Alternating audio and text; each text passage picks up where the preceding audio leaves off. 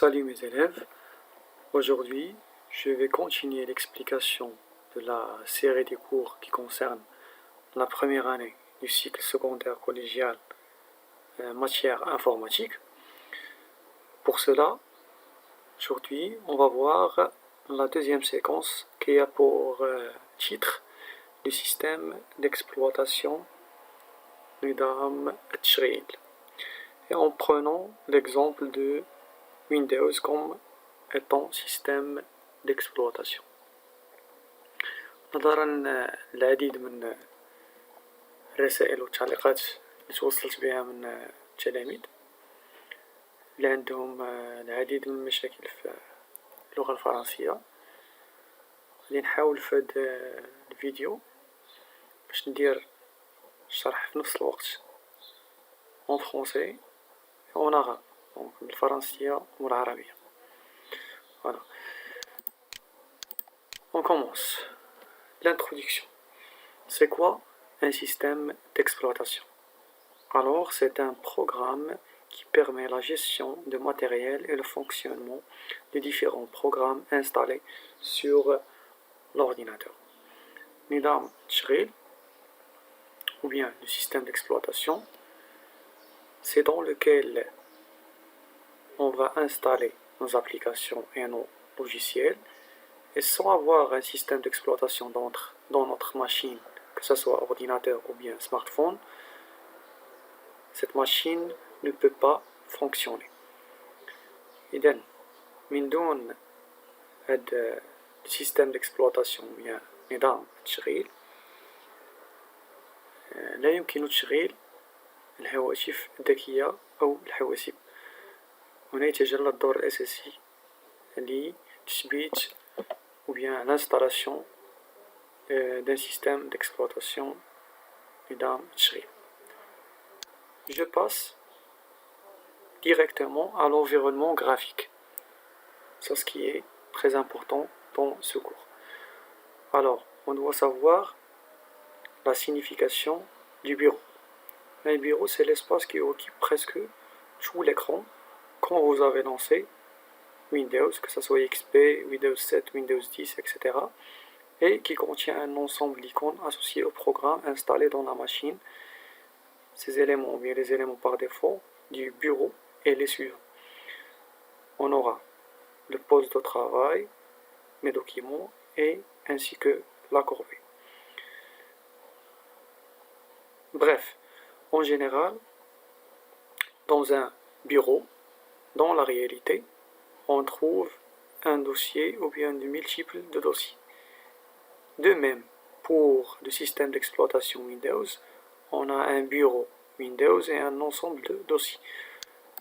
Voilà, cet espace-là, c'est le bureau. Et ce sont les dossiers du bureau. Alors, هذا مكتب يحتوي على مجموعة من الملفات.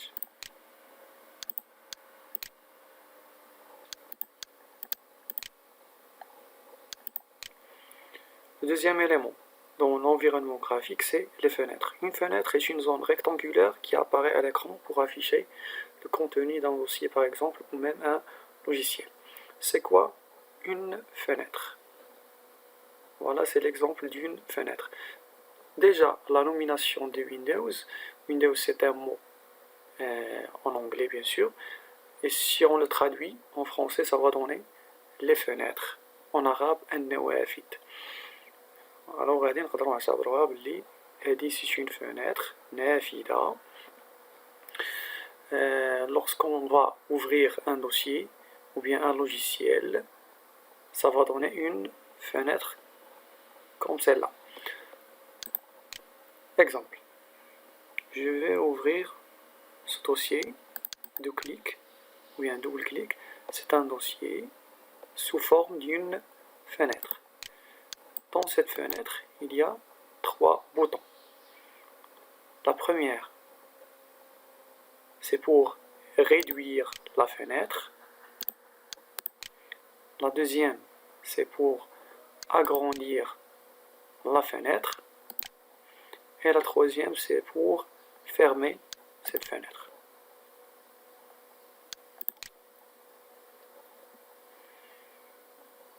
Voilà, c'est ce que je viens d'expliquer. Le bouton agrandir, bouton réduire et bouton fermer.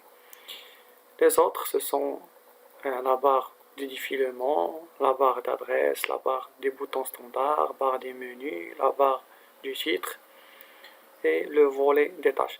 Ça, c'est l'explication des fenêtres de Windows XP, bien sûr, mais nous, on travaille maintenant sur la plateforme ou bien le système d'exploitation Windows 10. Je continue l'explication.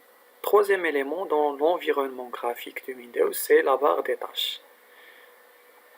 C'est quoi une barre des tâches? Elle contient le menu démarrer à gauche et la zone de notification à droite. Elle contient ensuite le nom des applications en cours. Lorsque plusieurs applications sont ouvertes, il est possible de passer de l'une à l'autre en cliquant sur les icônes les représentant dans cette barre. Voilà, c'est l'exemple de la barre des tâches dans Windows XP. C'est le menu démarrer. Cette zone, c'est la zone de notification. Voilà, c'est la barre des tâches qui contient l'ensemble des applications en cours d'utilisation. Dans mon ordinateur, voilà, puisque j'utilise la version Windows 10, voilà le menu démarrer. Ça, c'est la zone de notification.